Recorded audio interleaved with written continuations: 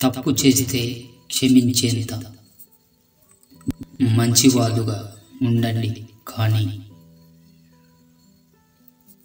మోసం చేస్తే తిరిగి నమ్మేంత మూర్ఖంగా మాత్రం ఉండకూడదు.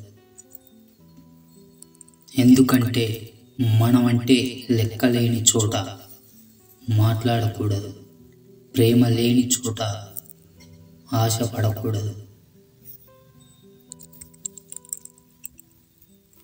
దూరం పెడుతున్న వారికి దగ్గరవ్వకూడదు, నిర్లక్ష్యం చేసే వారి కోసం ఎదురు చూడకూడదు.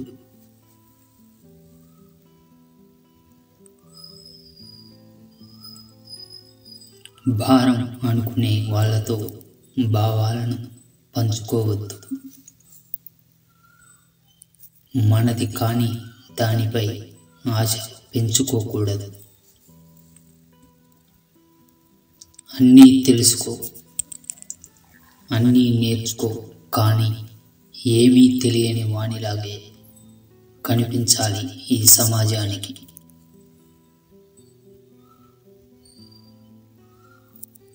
ఎందుకంటే లోకానికి ఈర్ష్య, అసూయలు పెరిగిపోయాయి.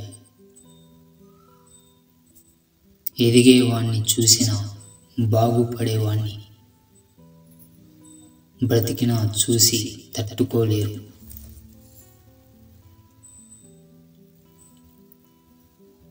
వెంటుంటాం అనేవాళ్ళే వెన్నుపోటు పొడుస్తున్నారు, తోడుంటాం అనేవాళ్ళే తొక్కేస్తున్నారు.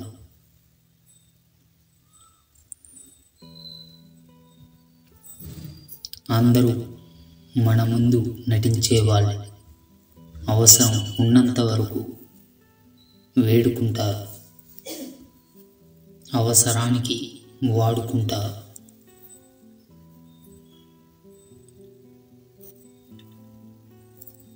అవసరం తీరిపోయాక ఆడుకుంటారు. ఇదే ఇప్పటి లోకం తీరు.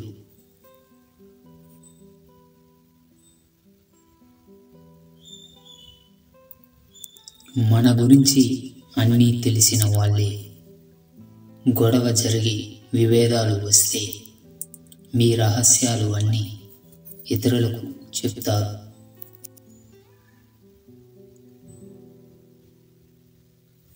ఎప్పుడైనా వాళ్ళ నుండి మీకు ఆపద రావచ్చు. మూడో వ్యక్తి గురించి మీ దగ్గర ఎలా మాట్లాడుతున్నారో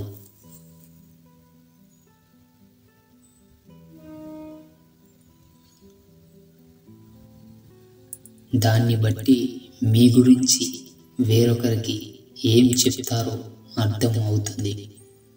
ఏ సందర్భంలో ఎలా ప్రవర్తించాలో కూడా మనకు అర్థం అవుతుంది.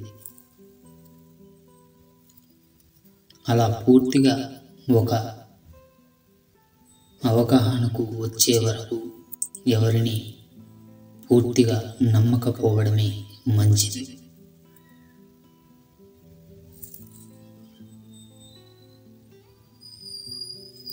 ఎట్టి పరిస్థితుల్లోనూ మిమ్మల్ని వదులుకోని వ్యక్తి, కోపంలో అయినా మీకు హాని తలపెట్టని వ్యక్తిని నమ్మాలి.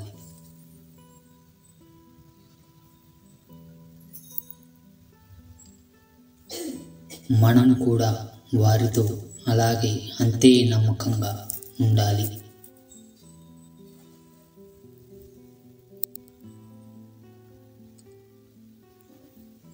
మీరు కొత్తగా ఏదైనా ప్రయత్నిస్తున్నప్పుడు చాలామంది మిమ్మల్ని చులకనగా చూస్తారు.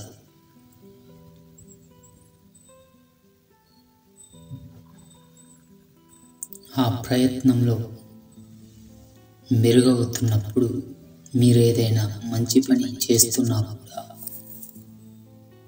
అవమానిస్తారు.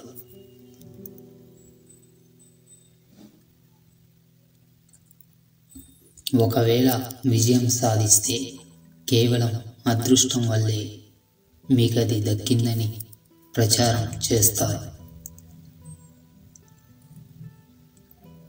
మీ శ్రమకు తగ్గ గుర్తింపును చాలామంది ఎప్పటికీ దక్కనివ్వరు.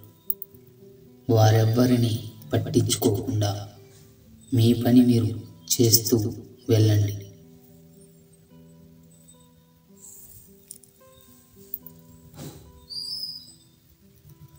గొడవ జరిగితే కానీ బయటపడవు అసలు ఎవరి మనసులో ఏముందో.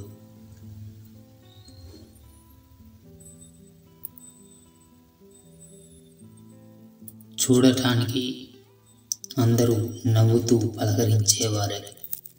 అవసరం ఒకరిది అయితే అవకాశం ఇంకొకరిది.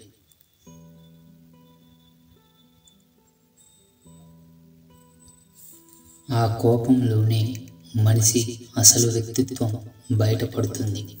కోపంలోనే మనసులో ఉన్న నిజమైన భావాలు బయటపడతాయి.